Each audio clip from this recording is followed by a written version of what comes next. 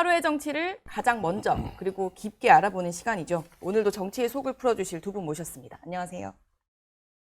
유일무이 정치권 내막을 풀어헤치는 여의도 스포일러 신지호 전 의원님 모셨습니다. 안녕하세요. 목소리는 점잖, 분석은 또렷, 아침에 만나는 논리 장인 박원석 전 의원님 모셨습니다. 네, 안녕하십니까. 안녕하십니까. 그 잠실 상황을 얘기를 안 할 수가 없을 것 같아요. 어제 이제 야당 지도부도 가고 좀 조율을 해서 진입을 하는가 했는데 결국은 또 무산이 됐고, 그리고 어제 소식이 전해진 게 뭐 펜싱 선수들은 자기 칼이 아닌 걸 빌려서 글쎄요. 일단 경기 때문에 출국을 했다고 하더라고요. 지금 계속 해결이 안 되고 있는 상황인 것 같아요.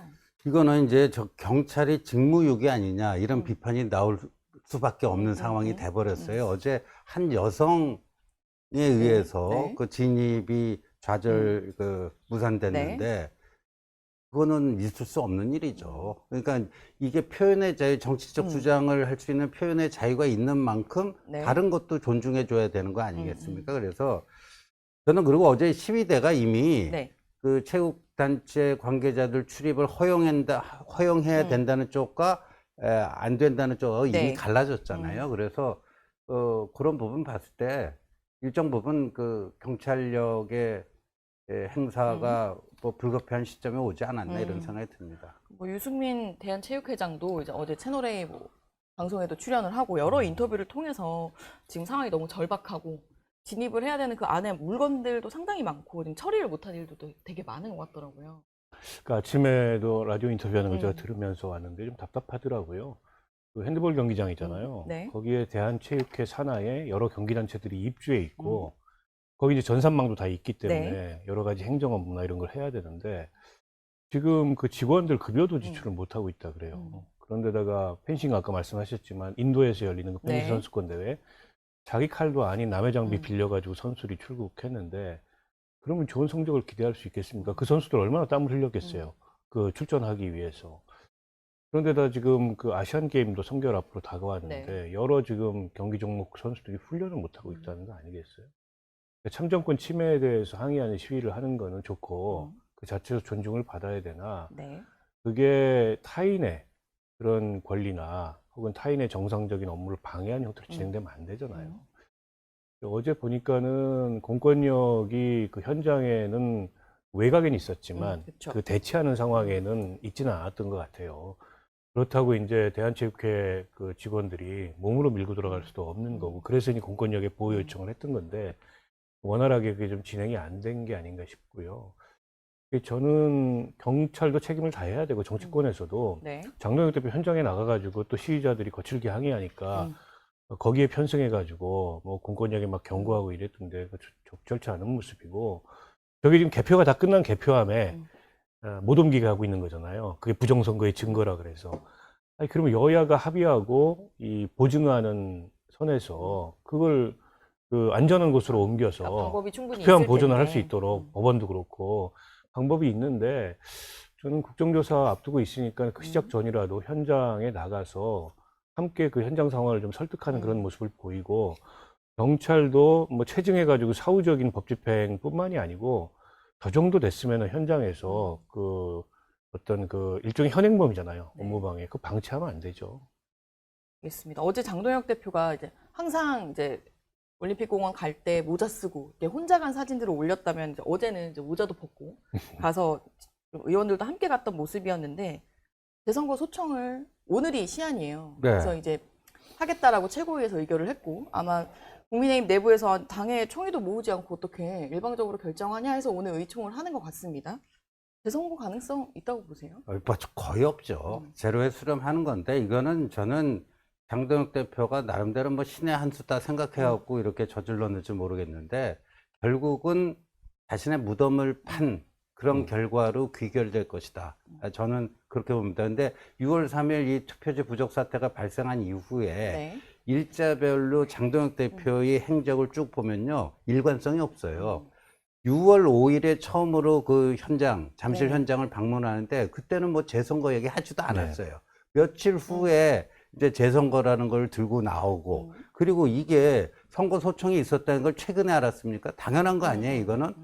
만약에 그 처음부터 재선거라고 하는 문제의식을 갖고 있었으면 전국 전면 재선거 그럼 그때부터 차곡차곡 준비해서 당내 의견 수렴 절차도 의원총회도 열고 해서 해야 되는데 이게 그러니까 날탕이라는 거예요. 이런 식으로 번갯불에 콩구워 먹듯이. 그리고 그 뭐 재선거 지역이 오늘 아침 조간신문 보면 어떤 신문은 뭐 대구가 포함됐다, 어떤 신문은 빠졌다.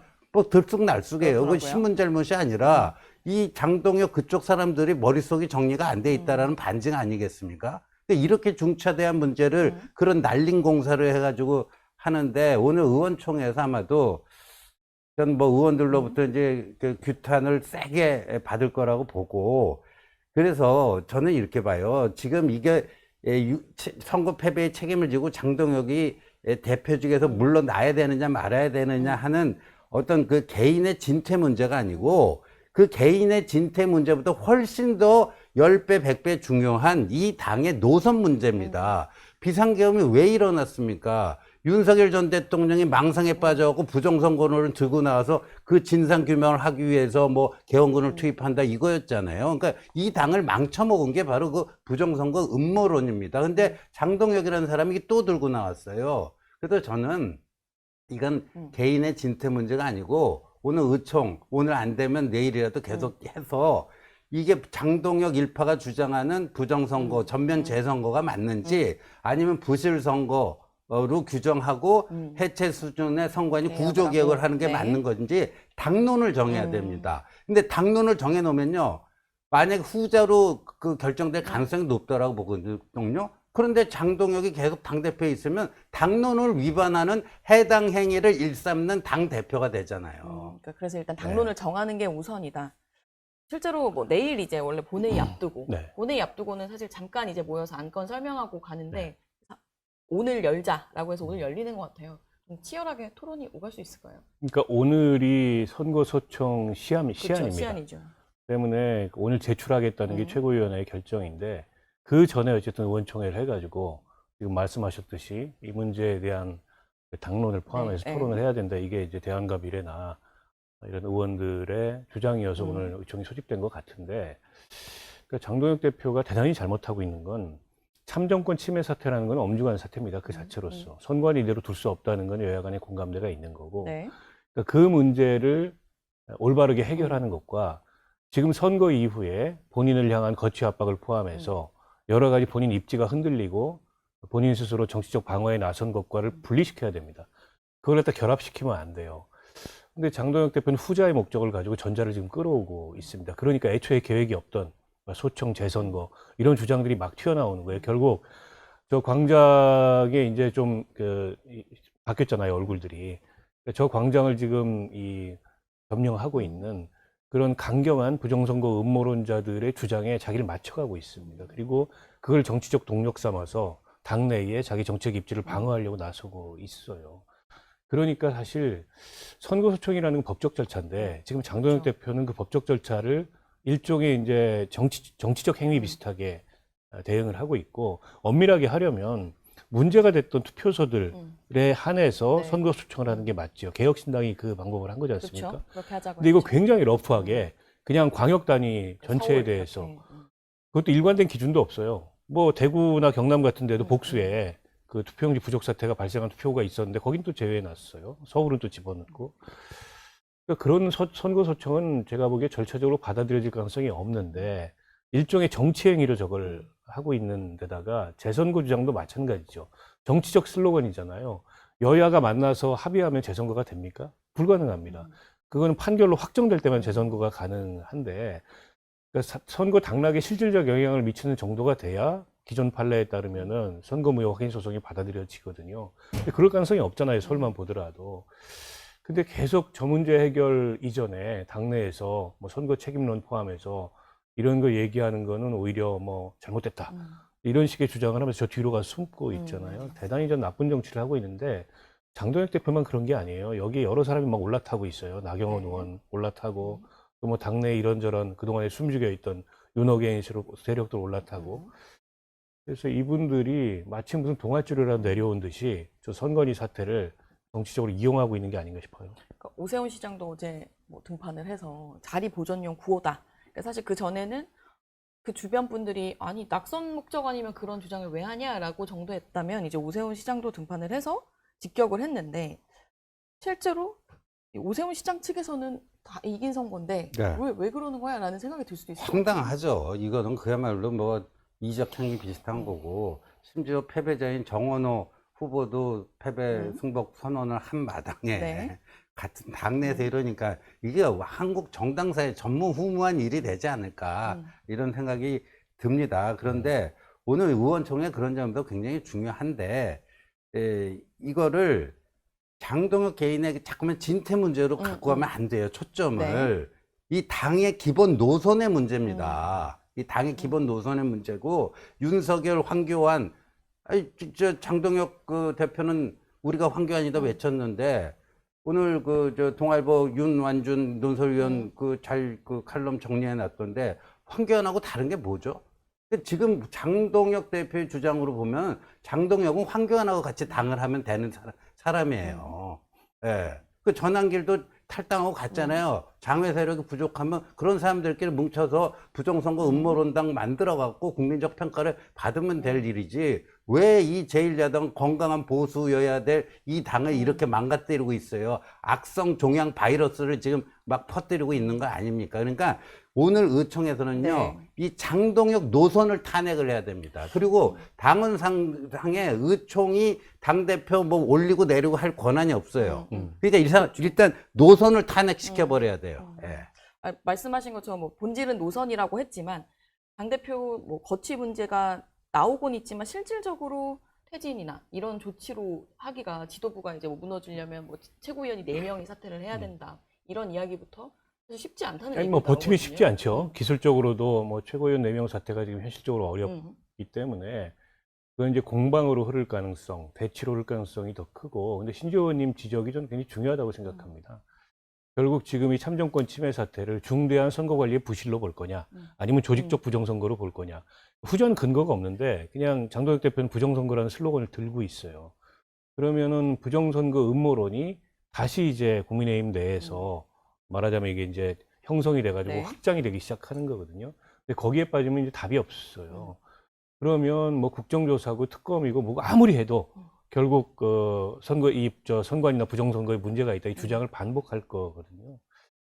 근데 이제 그 장동혁 대표는 거기 뒤에 숨어서라도 자기 지금 정치적 입지를 보존하려고 하고 있는 거 아니겠습니까? 굉장히 사실은 나쁜 정치, 그리고 국민의힘에는 굉장히 치명적인 독이 되는 정치를 하고 있는 거죠. 근데 의원총회가 대표의 진퇴를 결정할 권한은 없지만은 당론을 결정할 권한은 있잖아요. 원내대표를 중심으로 해서 그걸 하면 되는 겁니다. 그럼 부정선거라는 슬로건을 쓰거나 그런 부정선거를 외치는 집회에 나가지 말아라, 의원들. 이게 결정이 되면 장동혁 대표가 지금처럼 저기 나가가지고 뭐 요즘 이제 모자 복면도 벗어버렸더라고요. 못하게 되는 거죠. 그러면 해당 행위가 되는 거니까. 이제 그게 좀 중요하다고 보고, 그리고 국민의힘이 그런 이제 윤석열의 잔재와 확실하게 선을 끊는다는 거를 보여줘야 지금 모처럼 지방선거를 통해서 국민들로부터 견제력을 행사할 수 있는 최소한의 그런 이 위치를 부여받았는데 그거를 살려나갈 수 있지. 지금 저 부정선거 음모론 쪽으로 가버리면 지금 진행하기로 한 국정조사, 그 이후에 무슨 수사, 특검, 그 논란 과정에서도 주도권을 행사를 못해요. 여당이 절대로 오면 양보를 안 할 겁니다. 그 때문에 장동혁 대표 보이는 모습은 일종의 해당 행위를 지금 하고 있는 거죠. 오늘 의총에서 아마 장동혁 대표도 참석을 한다고 하니까 장동혁 대표도 본인이 이제 생각하는 이 소청에 대해서 얘기를 밝힐 테고, 저희도 이제 좀 잠시 뒤에 국민의힘 의원 2분 모셔서 얘기를 들어보겠습니다.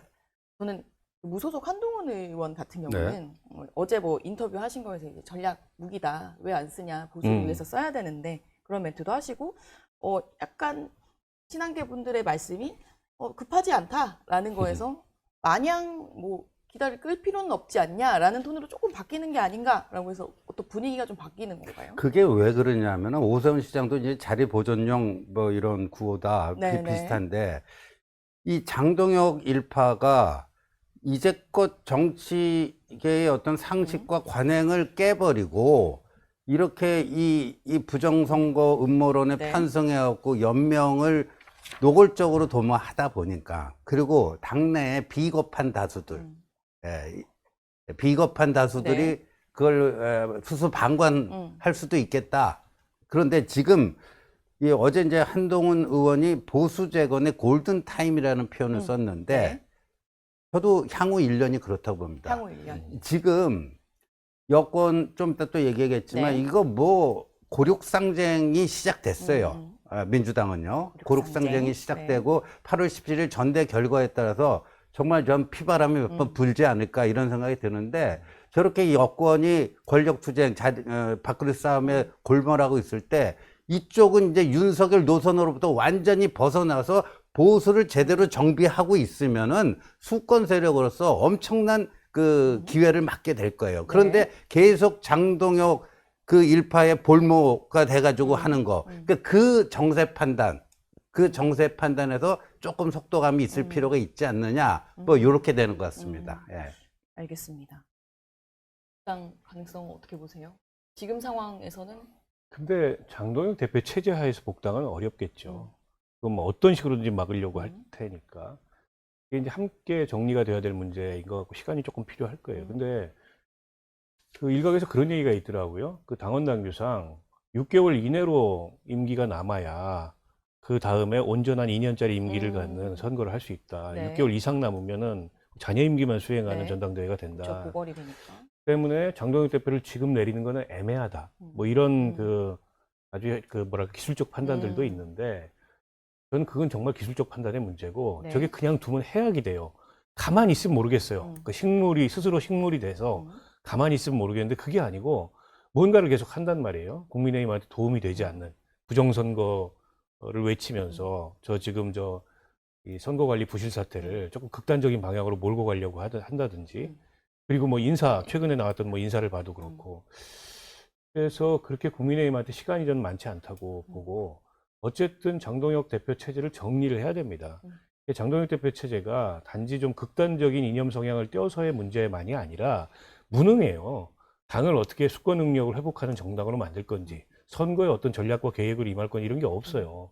근데 사실 이번에 그 후보들의 그냥 분투로 서울을 비롯해서 몇 군데에서 이긴 거지 네. 이 당의 전략으로 이긴 게 아니잖아요.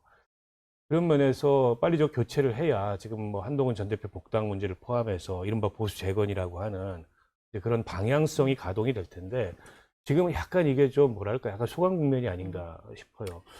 그래서 아까 그 말씀하셨듯이 오늘 의원총회도 중요할 것 같고 결국에 이제 의원들이 어떤 생각을 갖고 어떻게 의견을 모으냐가 중요하겠죠. 앞으로 나오실 두 분에게 여쭤보도록 하고 지금 민주당 보니까 딱 2달 앞이네요. 전당대회가. 네. 근데 어제 정청래 대표 발언을 보니까 연임 도전을 하시겠구나라는 생각이 드는 게 결국 당원이 한다. 이제 당원의 방점을 찍으시더라고요. 출마를 하시겠죠? 당연히. 그렇게 보입니다. 네. 그러니까 근데 분위기는 사실 지금 극도로 갈등이 올라와 있는 것 같아서 저희는. 일단 대통령 메시지가 굉장히 명료하기 때문에 네. 정청래 대표로서는 부담스러운 출마일 수밖에 없어요. 출마를 한다 하더라도. 과거의 문법으로 보면 저 정도 메시지가 나오면 출마를 안 합니다. 근데 요즘은 이제 뉴노멀이기 때문에 그럼에도 불구하고 출마하는 것으로 지금 네. 보이는데 출마해서 성공하면 다행인데 출마해서 당선이 안 되면 정청래 대표 향후에 이제 정치 경로는 조금 복잡하게 꼬이겠죠. 근데 저는 대통령은 어쨌든 이제 국정 2년차 접어들고 본인이 생각하는 국정 과제와 국정 운영 방향을 잘 관리할 수 있는 당대표, 개성이 강한 당대표라기보다도 네. 그걸 원하는 것 같아요. 그 측면에서 이제 김민석 총리나 이런 분을 선호하는 것 같고 정청래 대표는 그에 비해서는 대통령 기준으로 볼 때 원심력이 형성되는 당대표잖아요. 게다가 공천권을 갖게 되니까. 네.